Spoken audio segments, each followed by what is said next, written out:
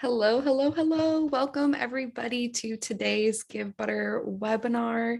Start your plan giving in 2021. If that's what you're looking for and you're looking for these two faces, then you are at the right place. As everyone continues to roll in, we're going to play a little bit of music and get started here. But while we wait, Tony and I would love to know where everyone else is zooming from today. So drop in the chat where you are zooming in from. So Yes. see you in a couple minutes. Love to shout you out. Where are you all from?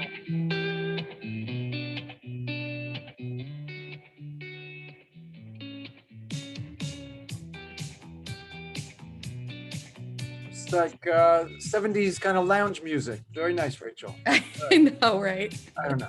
Virginia, Saratoga Springs, New York. All right, upstate New York. Where in Virginia, Angela? Brooklyn. Are you a member of the Park Slope Food Co-op in Brooklyn, Deborah, by any chance? I still am, even though I don't live anywhere near it. Be amazed at how far away I live. Are you met? Deborah, you are. Woo! Park Slope Food Co-op member. Awesome.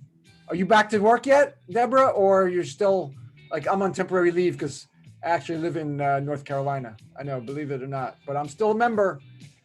Southern Indiana, welcome, Kaylee.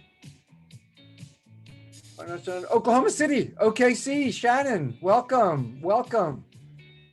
Kansas City, awesome. I lived not too far from you for 5 years, Ken. In Kansas City, I was in Warrensburg, Missouri. Because you could be on the Kansas side, I'm not sure, but still not too far from you. I was at Whiteman Air Force Base in Warrensburg. Lanessa, welcome from Houston. And Maine, awesome. Who's from Maine? Michelle, welcome, Michelle. Syracuse, Troy, more upstate New York. Cool. Oceanside, California. Okay, we got California, Maine. Wow, the Netherlands. Deborah, not yet back to work. Okay, yeah, I'm still on leave for a couple more months. I feel a little more. Got to feel a little more comfortable before I can get back to the city. Connecticut, right in New York. Big Apple. Stephanie, are you in Manhattan? There's 5 boroughs in New York. You know, don't be Manhattan centric now. There are 5 boroughs to New York, including Brooklyn with Deborah. Stephanie, Manhattan, okay. Israel, I saw Israel, Gidon, welcome. And you saw Netherlands? Yes, there's Tina from Netherlands. Welcome, international. That's outstanding. Time difference and all. Thank you for being with us from Israel and the Netherlands. Tina from the Netherlands. Thank you very much. And North Carolina, Whitney. Cool. I'm in Emerald Isle, North Carolina, Whitney. On the beach. Sorry, Rachel. I get carried away with it. No, it's exciting. We have Oregon, too. Cool. From all over the place, all over the world today. Israel, the Netherlands, amazing. That you all made it work with all these time zones. It's exciting. Thank you for joining us today. So welcome again to today's Givebutter webinar, Start Your Plan Giving in 2021. I am streaming to you live from Michigan. I'm your host, Rachel Mills. And today we have a special treat. We have Tony here with us, the planned giving evangelist, who's going to be sharing how easy it can be for all of your nonprofits to start planned giving in 2021 or accelerate it and take it to the next level. So before we dive into all this goodness, a couple of housekeeping items. On the agenda today, we're going to kick things off as we are now with welcomes and intros. And loosely, the plan is going to go something like this. Tony's going to cover what plan giving is, who your best prospects are, where to start your plan giving program, and then how to promote your new program. And of course, we're going to end with the most fun of all, live Q&A. So speaking of Q&A, please drop all questions that you want Tony to answer live in the Q&A feature on this call. And if you have comments, feedback, thoughts, other questions that you just want to chat about with everybody else on today's call, please use the chat feature like all of you already are. And of course, if you know Givebutter, you know we're not shy about our emoji and pun use. And so that's totally welcomed in the chat as well. Speaking of chat, we have Kate here from Customer Success, and she's here to answer any and all of your Givebutter specific questions. Kate, thanks for helping out today. And if after today's webinar, you want to keep the conversation going, Kate, thanks for dropping that link to the Givebutter fam. That's Givebutter's private Facebook group. There are over 500 fundraisers that are in this group, and they're helping each other raise more funds for so many good causes. So comment I'm in if you're already in this group. And if you're not, Kate dropped that link so you can go ahead and join the conversation. There are lots of other previous panelists and past attendees from webinars that you can connect with and learn more about those webinars as well. So like I said, I'm your host, Rachel Mills. I am representing Givebutter's marketing. And since I was 16, truly and genuinely, my mission has been to help others help others. And I am really honored that I get to do that today on this call with all of you. You are changing the world, and I'm honored that I get to be coming alongside you today with Tony. I have been working in the nonprofit space for over a decade, mostly with large nonprofits serving kids. So think United Way, World Vision, Big Brothers, Big Sisters, communities and schools, and more. And fun fact about me is that I'm a passionate mental health advocate. So by night, I'm a limited licensed professional counselor. I would love to connect with you after today's webinar. I have my LinkedIn here on the slide. Feel free to connect with me. And if you have any Givebutter specific questions with webinars or all things marketing, feel free to email rachel@givebutter.com. And for those of you who are new to Givebutter and you're thinking to yourself, how did it get here? What is up with the name Givebutter? I'm just a friend of Tony's. Then let me take 1 minute to tell you a little bit about Givebutter. Givebutter's name, which this is a valid question, I asked it too. It just simply represents a better way to give. Givebutter is the world's leading online fundraising platform, powering over $100 million in donations just last year for over 35,000 good causes. And Givebutter was designed to help you raise more, pay less, and give better.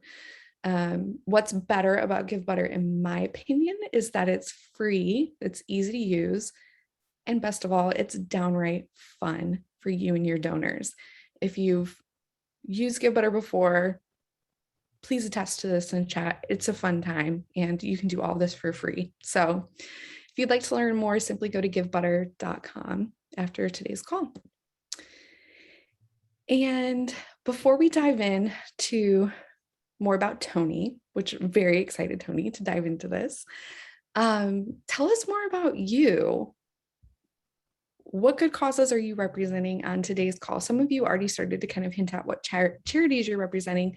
We'd love to hear from all of you. If you let us know what charity you're representing, we're going to randomly select one winner to win free VIP passes to a summit that's happening next week called the Nonprofit Marketing Summit. So if you drop in the chat the name of the charity you're representing, then we're going to randomly select a winner. We're sponsoring this event. It's a free 2-day event, but winners are going to receive free recordings of every session forever, access to third-party VIP day only, and then access to a 6-hour $500 Google Ad Grants Academy for free and more. Thank you all so much for sharing what causes you're representing. Wow. So many. Save the Tower, Boys and Girls Club, ABTA. I don't know what that stands for, Michael, but that sounds interesting. YMCA, Youth Orchestra. Thank you for all being here today and sharing.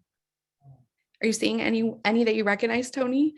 Not that I recognize, but I saw the woman in the Netherlands is working with supporting abused children in Thailand.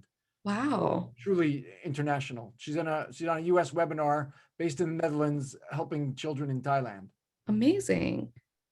Very cool. Well, thank you all for submitting. I'm going to drop in the chat a little bit after we look at all of these and randomly select one, and we'll let you know who won that free pass. And we may have more to give away in today's call, so stay tuned. But the real reason we're all here today is for our incredible panelist, Tony. You know him, you love him, and you might know him best as the planned giving evangelist. He's also he's also a planned giving fundraising consultant and the host of #1 podcast, Tony Martignetti Nonprofit Radio. Did you know that he has been involved in planned giving programs since 1997? Wow, he is coming with a wealth of knowledge, information, expertise, and experience on today's webinar topic.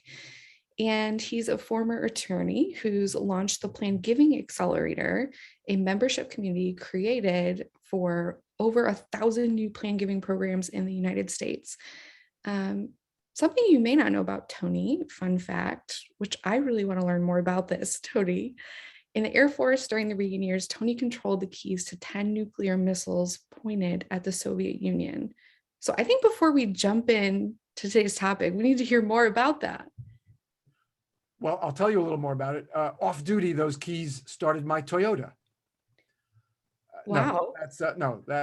But yes, I was a missile launch officer in the U.S. Air Force. I was chatting with somebody earlier who's in Kansas City, and it was a base in Warrensburg, Missouri, for 5 years, 1984 to 1989. Wow, fascinating. Okay, well, I know I'm just as eager as everybody else to dive into today's topic. So please, everybody, give a warm, buttery welcome in the chat to our very special guest panelist, Tony.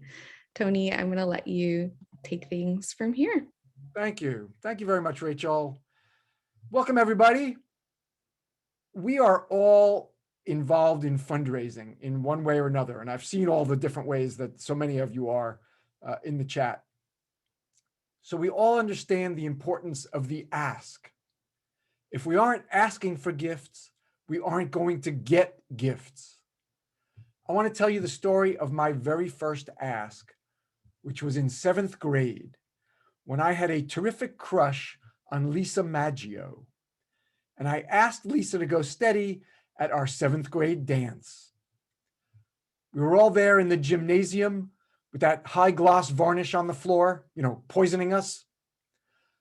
I was there in my powder blue leisure suit with contrasting thread on the lapels. My shirt was a fine Kiana polyester. My shoes, blue plastic from Buster Brown. So if there had been a fire, I wouldn't have burned. I would just smoke and melt. I saved my last dance for Lisa. Lisa saved her last dance for Albert Moran. So I had the pain of watching that spectacle.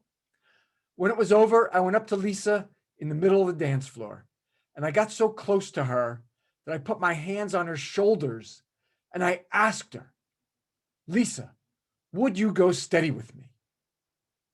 With all her 7th grade charm and sweetness, she said, "You are standing on my dress." Years later, Albert and Lisa married. Then sadly, as it happens, they separated and divorced. As Rachel said, I'm an attorney, and I handled that divorce. I handled it for Albert, and Lisa has been paying the price ever since. Again, I want to welcome everyone. So glad to have you with us from all over the world. And I want to thank Givebutter for hosting us. I love their logo. How can you not love that piece of golden buttery toast? I mean, it's just a lovely logo. And the little butter figure has a couple of strands here that are not quite buttered, little bangs. I love that. I also need to reveal to you that I'm the only member of the panel today, between Rachel, Kate, and myself. I'm the only member who is not pregnant. And it's not likely. It's not likely to happen. Kate and Rachel, both pregnant. Rachel's expecting just next month, like 3 weeks from now, and Kate later in the year, November or December. So we want to wish them lots of good health, and for them and their babies. I guess, like some folks will do anything to expand the Givebutter family, right? Butter babies coming. So congratulations to Rachel and Kate. Let's get a little more formal now. All right, here's where I hope you're all expecting to be in Start Your Plan Giving in 2021. Like they say on an airplane, you know, we're headed to Israel. You know, if that's not your destination, please wave your hand. So let us know if, you know, in this case, you could just drop off if you were expecting increase their monthly donations, you know, or recurring giving. If you're here for the recurring giving webinar, that's another time. Sorry. And as Rachel already went through, you know, these topics we're going to cover. I want to do a quick poll, please. Rachel, if you would fire up the poll. We got one poll question, not onerous, not onerous. What's your comfort level with planned giving? I'm curious. Very somewhat, or you not even know what it is? Not at all comfortable. Let us know. Let us know. What's your comfort level with planned giving? And Rachel, how's it looking? It's looking good. We've had almost everyone answer. Thank you. 9% are very comfortable, 53% are somewhat comfortable, and 37% are not comfortable at all. Okay, well, I'm here to talk to everybody because I want to help you build, create and grow your planned giving program. So that really applies whether you're very comfortable, somewhat, or not at all. And I keep things simple. I saw a quote earlier today.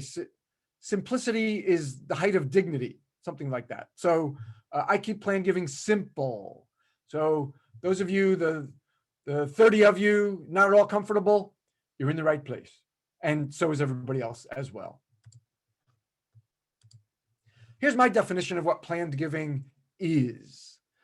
When your potential donors are thinking about making a planned gift to your nonprofit, they're bringing in factors that they don't bring in typically with other types of gifts. They're thinking about their long-term retirement plan, their estate plan, which means they're thinking about their long-term plans for their loved ones, right? Their dearest loved ones that are part of their long-term plan. And they're considering whether and how your nonprofit, your work fits in their long-term plans. And that's very different than folks writing a check. And I don't care whether that's a $50 check or a $500,000 check. It's a different type of giving. There are different types of considerations that go into deciding whether to include your organization in their long-term plans. And for today, these are gifts of cash, not until the donor has died. There are other types of planned gifts, and some of you might be familiar with them, but we're not going to focus on those types today. And some of them are more, you know, they don't wait till a donor's death. And those are perfectly bona fide, valid methods of planned giving, but that's not the place to start your planned giving program. And so we're not going to be talking about those gifts today. We're talking about gifts today that mean cash at the donor's death. So these are long-term gifts to your work and to your mission. I call this get a finger, grab a hand fundraising. I'm going to take just one example out of these, and there are thousands of iconic brands doing what I'm about to describe. We'll take Delta or any of the airlines, right? They have a relationship with you when you buy a seat. You're going somewhere. It could be Israel, could be going to the Netherlands. It might just be going to Virginia. Or I saw somebody from Pittsburgh. What else did I see? I saw New Jersey. Might be flying to, well, you can't fly to Brooklyn. You might be going to New York and then taking the M60 to Manhattan, and then it's getting a little complicated. But you might be flying ultimately to Brooklyn.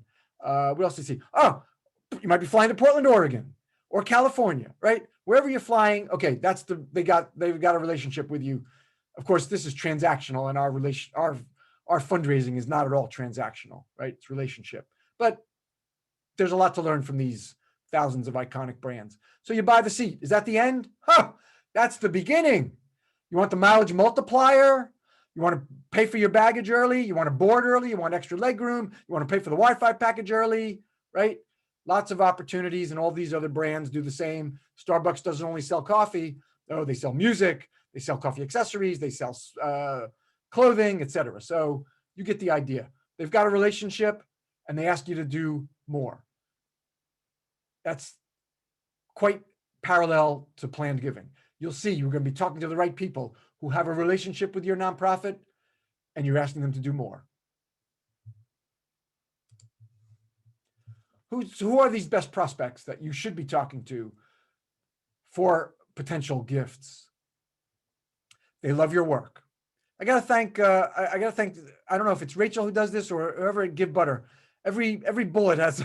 They come up with an emoji for every single bullet. It's unbelievable. I would have run out already. Back in slide 1, I would have been stuck. But they persevere. Every bullet gets an emoji. So Rachel's not kidding when she said they take their emojis seriously. And look at that little Givebutter guy. I'm not even. That's wrong to say guy. Look at that little Givebutter icon over there. That little logo. Look at him. Look at it. Look at it. Look at it. So adorable with the 2 little bangs there. I just love that. I can't get over it. So the best prospects for planned giving, they do love your work. And how do we know they love your work? Because they've been giving to you many, many gifts for a long time. You're looking at their giving history, and if you have it in your CRM, in your CRM database, you're looking at age. But if you don't have age, that's okay. Don't use that as an obstacle to not forge ahead with planned giving, because giving history is a very good proxy for age. We're looking for folks, again, if you have age, they're roughly 55 to 60 and over, and there's your consistent, loyal donors. Those are the folks you want to be talking to. And that's how we know they love your work, because of their loyalty in giving.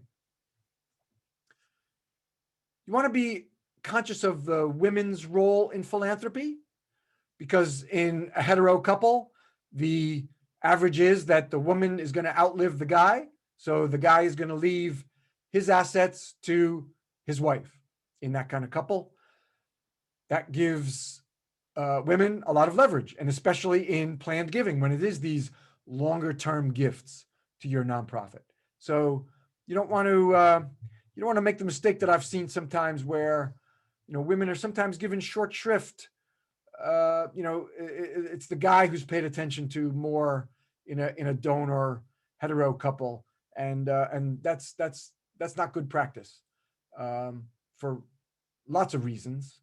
It's just starting with, it's just unkind, but from a fundraising perspective, it's unwise, because on average, women outlive men. You look to your board for leadership in any new program, right?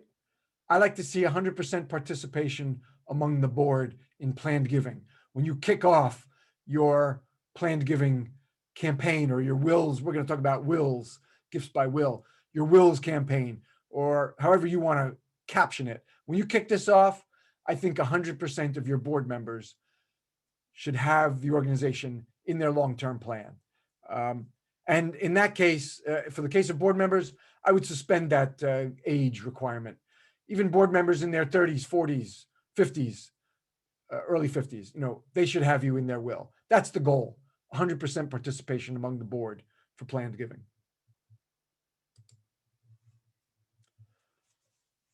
Mandatory takeaway number 1. I've got 2 of these. This guy looks a little overwhelmed by the takeaway. You shouldn't be. Don't take your cue from that guy. Don't be overwhelmed. Although he is excited. I mean, he's kind of smiling too. That's a smile. It's not total fear, but I see some fear. So, he's holding his head. So don't be fearful. Don't be fearful of planned giving. Just take the good cue from this guy, the smiling part, and ignore the fearful part from that guy. This is not only for your wealthy donors. People who give very, very modestly, very small gifts can be outstanding planned giving donors. When they're giving, as I talked about, that consistency, that loyalty, they are great planned giving donors. This is not only for your major donors, not only for your wealthy donors. Please take that away. In fact, it's mandatory. I go a little over. I don't just say takeaway number 1 or, takeaway number 1. Mandatory takeaway number 1. You got to leave with that. And there's one more you got to leave with also. So where do you get started? We are starting planned giving with charitable bequests. Those are gifts in people's wills. That's the place to start your planned giving program. I'm going to say a little more about the Planned Giving Accelerator later on. That's what we focus on in Planned Giving Accelerator. That's the place for you to start your planned giving program for a bunch of reasons that I'm going to get into. Now, this is kind of a busy slide, and look at this, an icon for every single bullet. Amazing, amazing. The very astute and keen-eyed among you may have noticed that the first letter of each word spells out our host, Givebutter. Even down to the capital letter, only being the G. That's the way Givebutter writes it. That's the way I did it here. So, little homage for our Givebutter hosts. So things might be worded a little awkwardly, right? Because I had to fit into Givebutter. I mean, if their company name was IBM, there'd be a lot less on this slide. But it's Givebutter, so I had to fill it out. But there's nothing. It's not stuff that you don't want to know. You want to know it all. Just might be a little awkwardly worded. That's all. But the main points are always made. Not to worry about that. You got to respect your small lifetime donors. By the way, I'm not saying I'd rather be hosted by IBM. Not at all. Not at all. You got to respect those small lifetime donors because they become your very good planned giving donors, like I was just saying a few minutes ago. So I hope that you are acknowledging every single gift. $5 gift comes into you, you're acknowledging it somehow. I hope you are, because those consistent loyal donors of small gifts can become, through the years, great planned giving prospects. It's true, you're not going to know about all the gifts.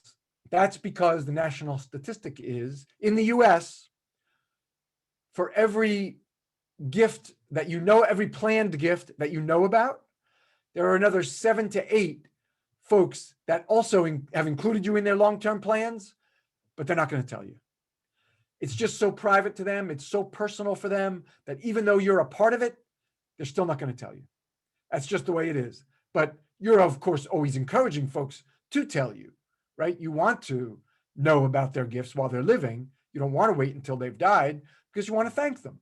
So you're giving people lots of opportunities to let you know, but there's still always going to be that 7 to 8 that aren't going to tell you. Verily, I needed a V. It's Givebutter, right? I needed a V. Verily, look back at the giving history to be amazed. When folks have told you that they've included you, or when you do find out at their death that you're a part of their will, and you go back and look at their giving history, it's chilling.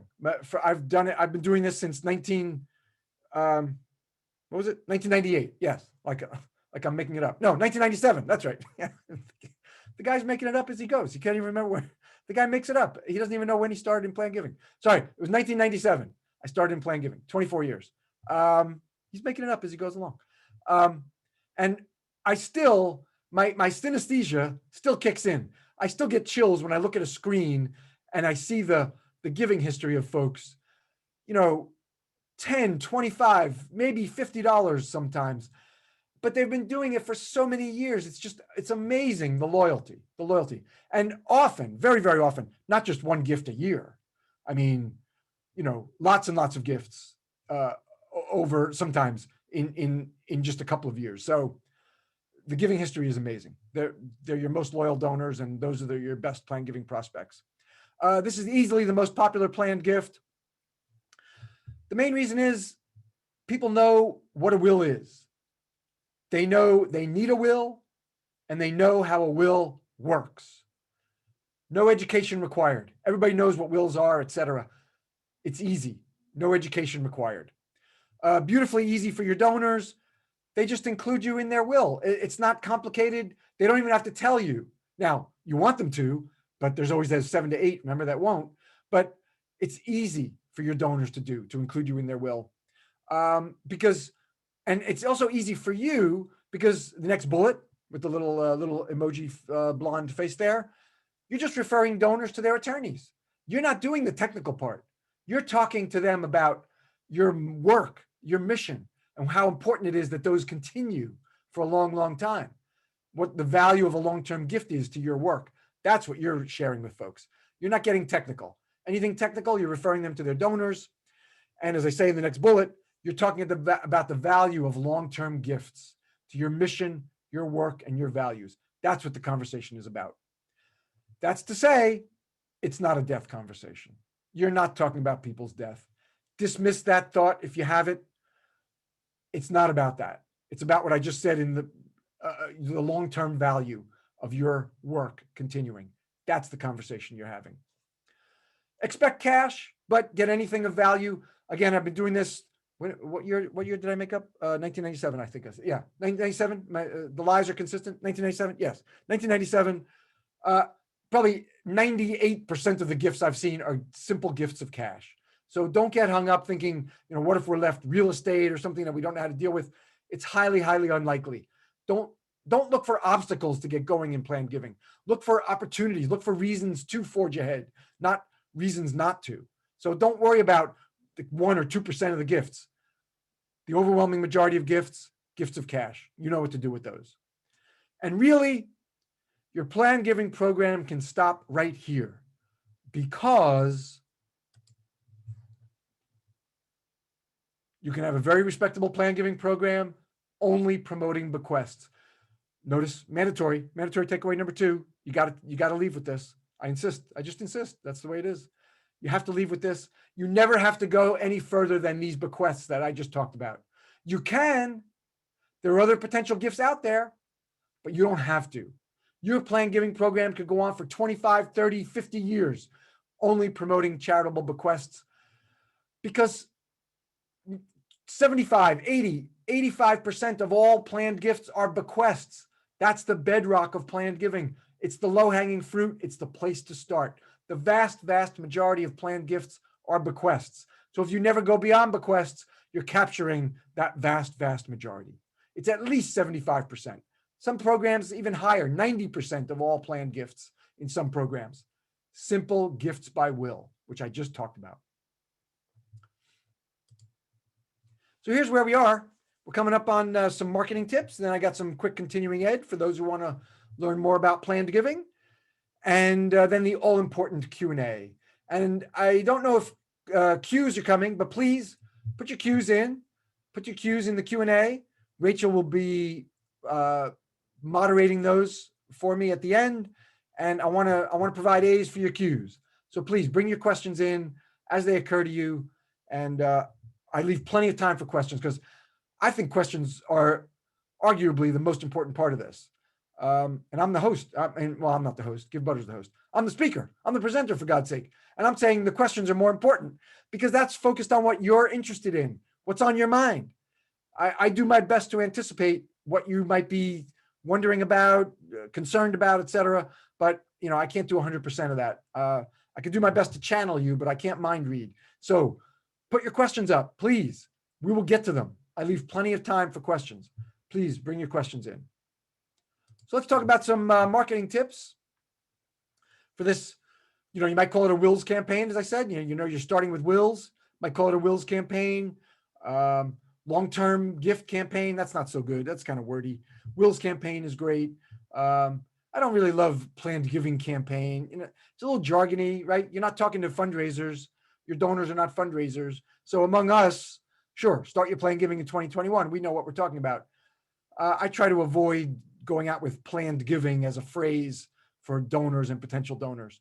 So a wills campaign, you could call it a legacy, campaign if you wanted to do that. Although most folks don't think of themselves as having a legacy. So I'm not sure that's ideal either. But whatever you decide to call it, some marketing ideas. At events, you're drafting speaking points for the event, right? You drop a couple of remarks in. You can handle this in just a few sentences, how it's important to our work that you support it long term. And it's so easy for you to do that long term for us by including us in your will. It's easy for you to include us in your will. You just drop us alongside, your loved ones. It's easy for you to do. Please talk to your attorney about it. But if you'd like more information about how important it is for us, please talk to, whoever it might be, Kate or Rachel, and that's it. that's like a minute in the total remarks.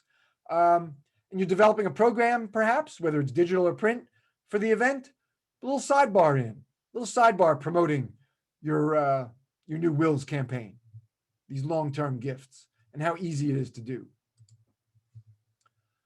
Something print, if you have print newsletter, sidebars, articles. I happen to like sidebars, because articles, people feel like, oh my God, now I have to write 350 words. I got to fill this page and I've got this word minimum.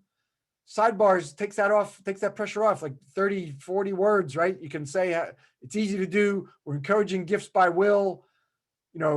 Here's where to follow up to include us in your will.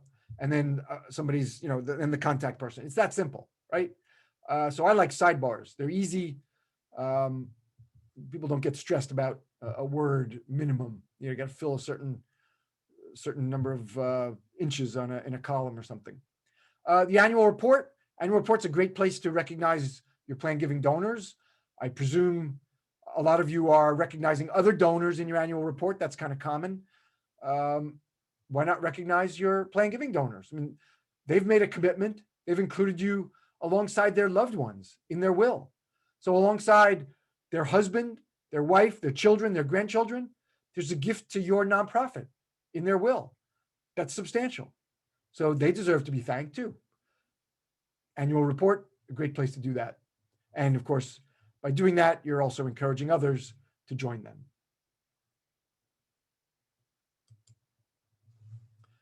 Whether it's print or digital, right? I still like sidebars. Sidebars are articles in your e-newsletter.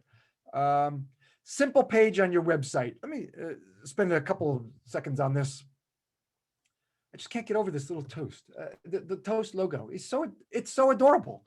Look at the thing and those skinny little legs, and it's waving. I love it. Whoever thought of that, whoever came up with that logo is really quite a good designer, I think. Your website, simple, 1, maybe 2 pages. That's enough. It's again, what's the messaging? It's the importance of your work continuing for a long term, for decades, for generations. That's what's focused on. You might have maybe a pull quote or a brief testimonial from someone who's already included you in their will. Please don't spend money on calculators or planned giving encyclopedias. There are companies that will sell you pages that, I know the person clicks over and the page identity is the same as yours, but anybody savvy now, you don't even have to be that web savvy. You just look at the address bar, you can see that you're in some other company's website. And then there's an encyclopedia that defines charitable lead unit trusts with makeup provisions and qualified charitable distributions, and talks about the decedent's form of income when the beneficiary takes it in the same form. You don't need that. You don't need those encyclopedias and the calculators. What's my marginal tax rate and what's my rate of income, and you don't need that stuff. We're focusing on gifts by will, the simplest planned gift, the bedrock of planned giving. You don't need to spend money on web page subscriptions. Please don't do that. It's totally unnecessary for getting started, and it might be unnecessary forever for your planned giving program, as I said earlier. Remember mandatory takeaway number 2. You never have to go beyond bequests. If you don't, even if you do, I still think you don't need the calculators and the encyclopedias. But certainly, if you never go beyond bequests, you don't need the calculators. You don't need the encyclopedias. Please don't pay for those subscriptions. Your email signature. Everybody's email signature in the organization. There, I gave it to you. Just paste that right in. You can include us in your will. Ask me how, because it's so simple for people to do. Right? That's the value of gifts by will. They're simple. Because remember, everybody knows what a will is, everybody knows they need one, and everybody knows how they work. So when you talk about include us in your will, there's no education, no heavy lift for you explaining how life insurance can be a charitable gift, a planned gift, which it can, but you're avoiding the education need. Oh, life insurance. Your donors don't think of life insurance as a planned gift. There's an education lift there, not with wills, not with wills. As soon as you say, include us in your will, they know what you're talking about.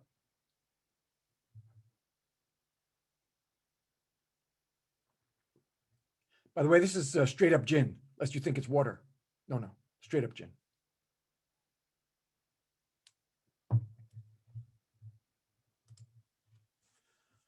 Direct mail. Now I'm talking about postage, right? Through the postal service. Drop a buck slip in existing packages. Again, a buck slip is basically your sidebar. Take those sidebars that you put in your e-newsletter or your print newsletter and just print it. So when I say buck slip, I'm thinking of these things that you print them 3 on a page. So it's 1/3 of an 8.5 by 11 page, right? And it gets cut and then dropped in. Why 1/3 of a page? Hardly any weight. Doesn't increase the postage cost for your mailing. So you repurpose that sidebar that you did and create a buck slip of it, drop it in some other, a mail package that's got some other purpose to it. It's so easy to include us in your will, or we're encouraging gifts by will, or we've kicked off a wills campaign, however you want to title it, and then explain briefly how easy it is and how important it is that your work continue for decades and generations to come. And then a contact person. That's it. So it's not a planned giving devoted mail piece. It's a little planned giving buck slip inside a mail piece that has some other purpose. Use your reply envelope flaps. Yeah, for us, check. Oh, look at this.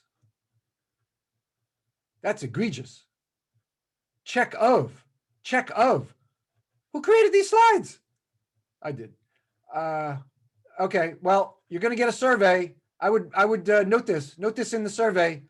The guy had a spelling error. Whatever slide number this is, well, I'll know because hopefully it's the only one. That's egregious. Shouldn't let that pass. All right, well, we'll have to continue anyway. I'm not gonna bail out on you now, but egregious. What am I talking about here for a self-selection check off?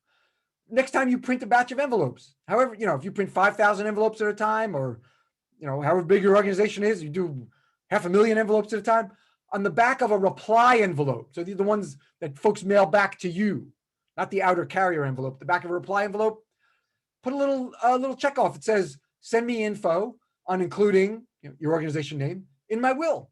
Little check off. That's it. And then whoever gets those envelopes and opens that mail, then they need to know to flag that for you. But very simple, little check off on the reply envelopes that come back to you. And if budget allows, direct mail devoted to planned giving, it still is the gold standard. You're mailing to committed, loyal donors. Your mail is not junk mail to them. When you're mailing to the right folks, they're opening your envelopes, right? So, and it does pull very, very well for planned giving. If you can afford it. I understand direct mail has an expense. I realize that. But I gave you lots of other methods of marketing, promoting that are not that way. So here is where we've been. Let's move on to the continuing ed. For those of you who'd like to do a little more on planned giving, this guy's got a beer in front of him. Okay, well I got my straight up gin, so I guess the beer is appropriate, right? Although it looks like he hasn't imbibed yet. I don't know, what's he waiting for? Some continuing ed. If you want to learn more about planned giving, I have a free how-to guide. Oh, okay, well, that's coming. Yeah, I'll have a link to it, tony.ma/guide. I think Rachel's got that coming up shortly, I believe. So this is a PDF. It's Unleash the Game-Changing Power of Planned Giving at Your Nonprofit. More of my ideas about starting planned giving at your organization, okay? And I believe Rachel's got a link coming up that's easy to follow to get that guide. Planned Giving Accelerator membership. That's something, as Rachel said, I created. I want to create a lot of planned giving programs, over 1,000 planned giving programs in the US. This is a deep dive into everything I know about starting your planned giving program. And I teach you step by step. You join as a member and I teach you. I mean, folks, there's only so much I can teach in a webinar. And I'm happy to do this. I love doing it, but there's only so much we can do together in a webinar. In the Accelerator, we get proactive, and we identify your top prospects and we solicit them, and then we identify your tier 2 prospects and we solicit them. And I talk about soliciting your board and lots of other things, your recognition society, everything to get your plan giving program going. So that's Plan Giving Accelerator. I believe Rachel will have the link for that also. It's plangivingaccelerator.com if you'd like to learn more about that. I think Rachel has the link coming up, plangivingaccelerator.com. A book, if you like hardcover books, because I'm not sure this one is digital. I think it was published in like 1999 or something like that. Plan Giving Simplified by Robert Sharp Sr. It's a very good book. I have it on my shelf here. You think I'm kidding? There it is. There's the book. It's very good. If you want to keep it simple in planned giving, he does it for you. He's excellent. And the book is very, very good. And Tony Martignetti Nonprofit Radio. So that is the podcast that I host. Rachel mentioned it. So it is the #1 podcast for nonprofits. And we are hosted today by the #1 online fundraising platform. So I feel like that's appropriate. So all our ships are sailing in the same direction, right? #1s. It's everything that I think small and mid-sized shops struggle with. I pick the brains of experts for the benefit of you, our listeners. And we've got over 13,000 listening each week. So if you are a podcast listener, you want to join me on Nonprofit Radio, if you just Google my name or Tony Martignetti Nonprofit Radio, but my name is sufficient. You'll find the podcast. And that's what we've got. So, Rachel, I see lots of questions, I think. Looks like 12. Rachel? Hi, I'm still here. Yes, that Oh, is I very know. exciting. We have lots of wonderful questions here that we're going to jump into now. So to start, John has a great question. He's wondering if you can give him a number. He is wondering, how many times per year should you remind people of your planned giving? Jonathan, thank you. I think minimum 2. So 2 to 3 is good. You have to keep up the promotion. So it's an excellent question. You're planting seeds. People are not going to jump on planned giving the first time you send a solicitation letter. They're going to do it more on their own timetable when they can meet with their attorney or when they need to meet with their attorney about their will. So you need to keep reminding them. It's not like your other fundraising campaigns that go out, send a check, click to give, et cetera. This is planting seeds, and it can take a while, but some mailings, I've sent some mailings and, we get back a half a dozen gifts in the first round. And that was the one I'm thinking of was we mailed to like 200 or 250 people, but very committed folks. And we got 6 gifts in that first mailing. So sometimes it does happen, but that's not typical. It can take time. So you got to keep up the mailings. And I would say, Jonathan, as I said, minimum 2 a year, or emails. I mean, certainly I say mailings certainly could be email as well. Absolutely. Rachel, did you love my love of your butter logo? Of course I did. Yes. I can't get over this thing. It's just amazing. All right. Whoever created it, so smart. I have another specific question for you, Tony. Gidan is wondering what percentage of people, if you know this, what percentage of people who give to NGOs have a will or would? Any idea?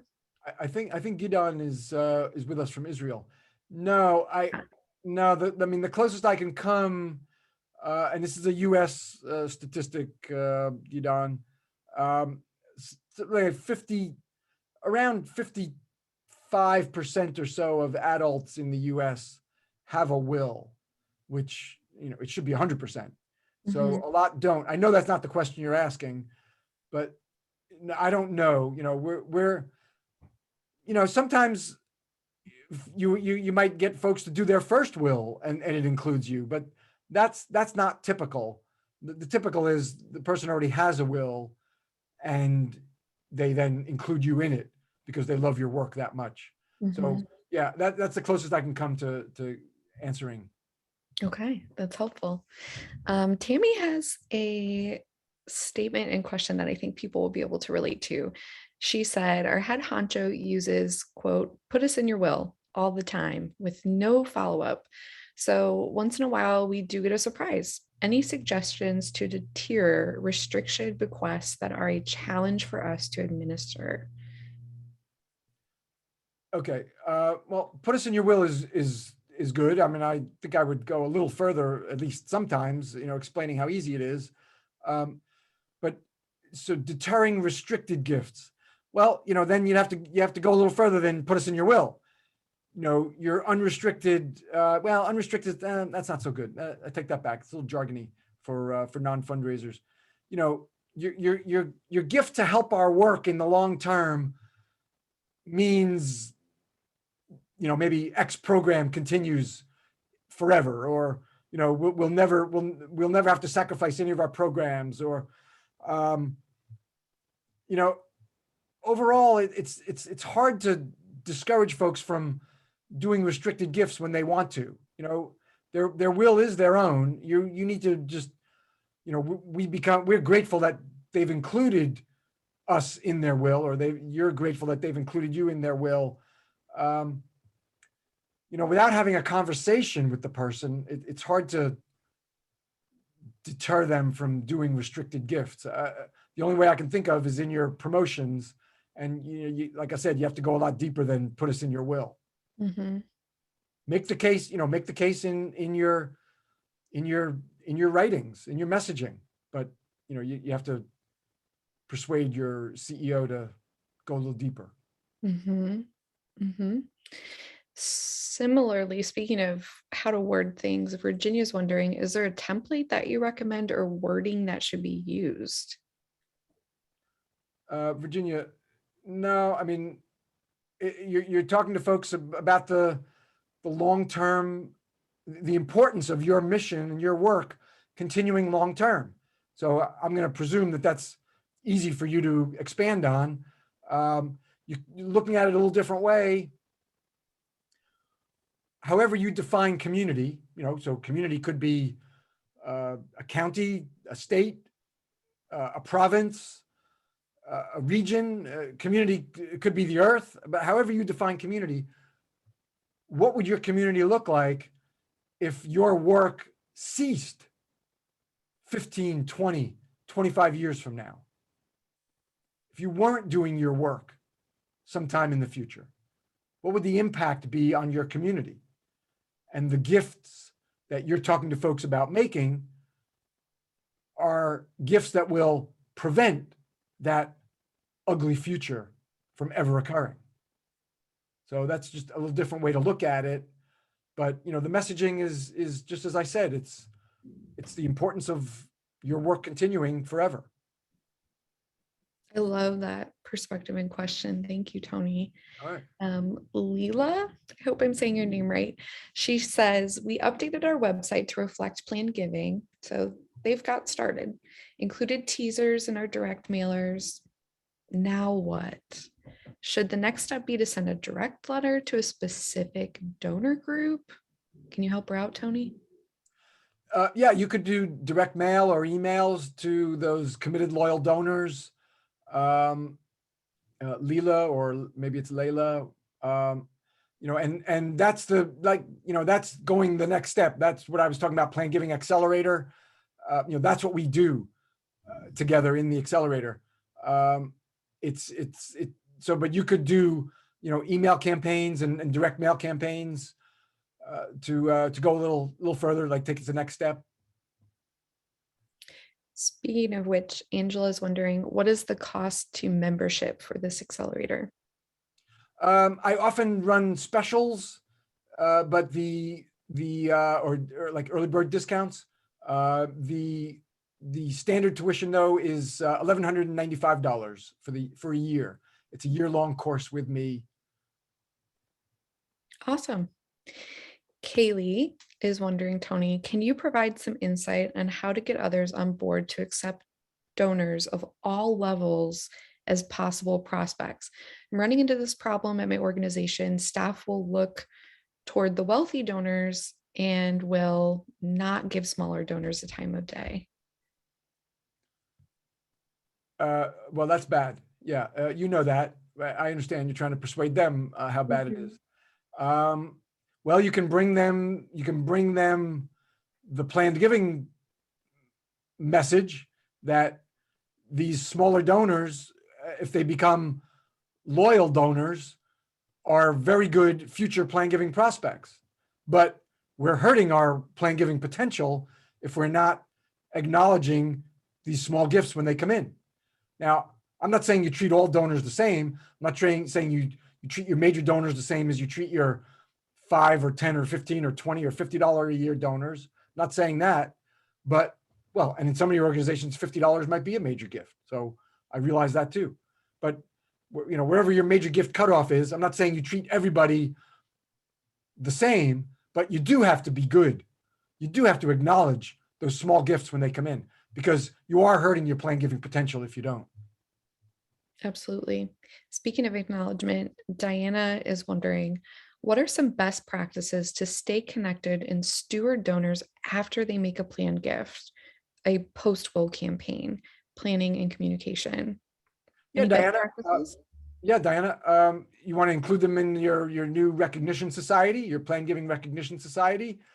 You maybe make them VIPs at events, or if you have insider communications that now here's a way, you could easily, without cost, without much cost, if you have insider communications that you share with major donors, in this respect, you could treat your plan giving donors the same as major donors and include them in those communications channels that are typically reserved for VIPs.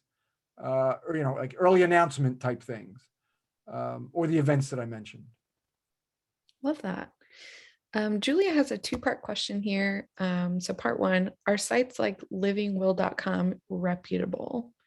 And then part two, how likely is it that someone under 30 has established their intent to give a large planned gift, thinking 5 figures?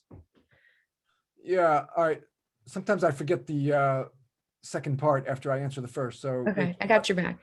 Yeah, thank you. Okay. Living Will, or Free Will, or LegalZoom.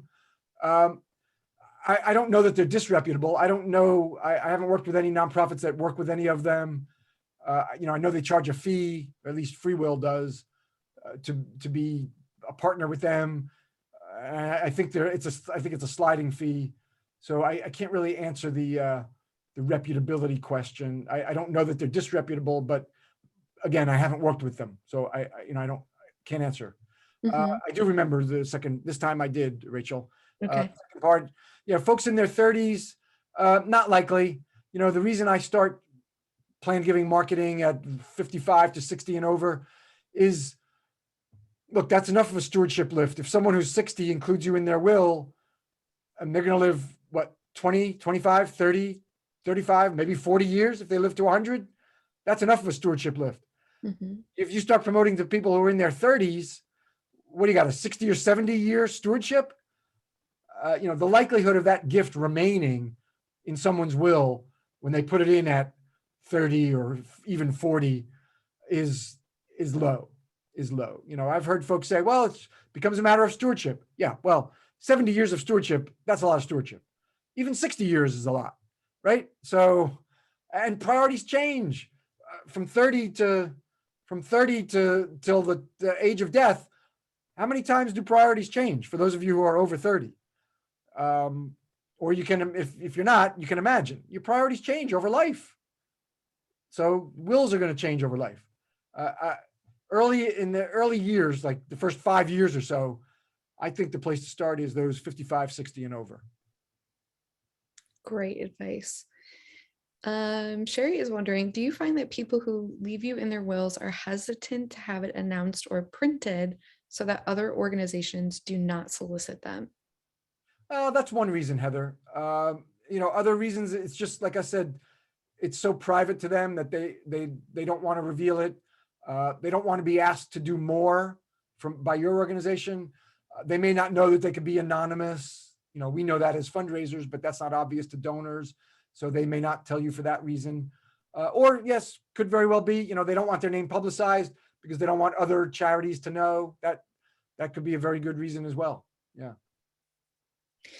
Okay. Rachel, I have a question for you. Are you going to give folks the links to the how-to guide and the Plan Giving Accelerator? Because We did. Yes. You Kate did. dropped them in there for you. Oh, you put them in the, okay. Kate Yeah. sent, thank you very much, Kate. Okay. Thank you. For the sake of time, we're going to do one last question. We started, I think, with Gidon's question. We're going to answer another one of his. Consistent loyal donors, what do you mean? How many years? What if my organization's only a year old? I think this might be relevant to other organizations on this call that are grassroots or really new. How would you answer that question? Yeah.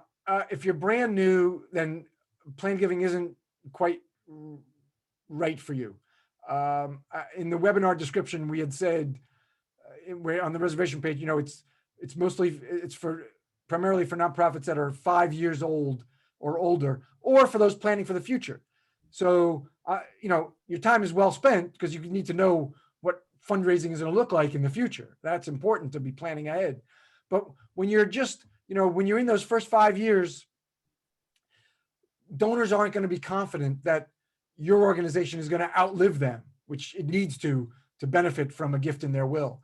So you're not quite ready yet when you're in those first 4 to 5 years. In the 5th year, then I think there's enough traction that donors would overcome that concern. Yeah, that makes a lot of sense. Thanks for elaborating on that. Well, let's hear it in the chat, everybody, for our amazing guest panelist, Tony. Thank you again for joining us and sharing all of this fantastic info with us today.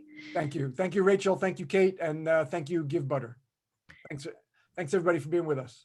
Yes, thank you. And we'd love your feedback on today's webinar. Of course, like all webinars, we're going to be sending the slides and recording afterwards. So if you missed a link or anything, have no fear. We've got your back. We'll send it your way by tomorrow. Thank you for all of your feedback. And thanks again for joining us. And we'll see you in August for our next webinar. Get ready for fall fundraising, 10 ideas for your nonprofit. Until then, happy fundraising. We will see you next month. Bye, everybody. So long.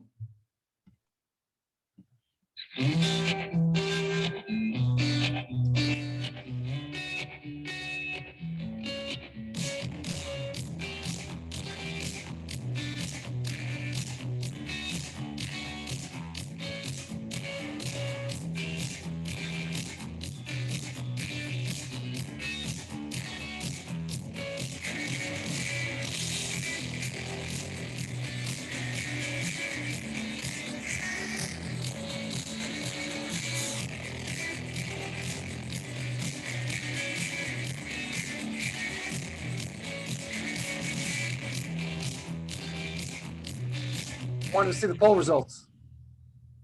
Yes. I came back to see the poll results. Okay. Can you see it? Good. 92%. Fantastic or good. All right. Yes. Great.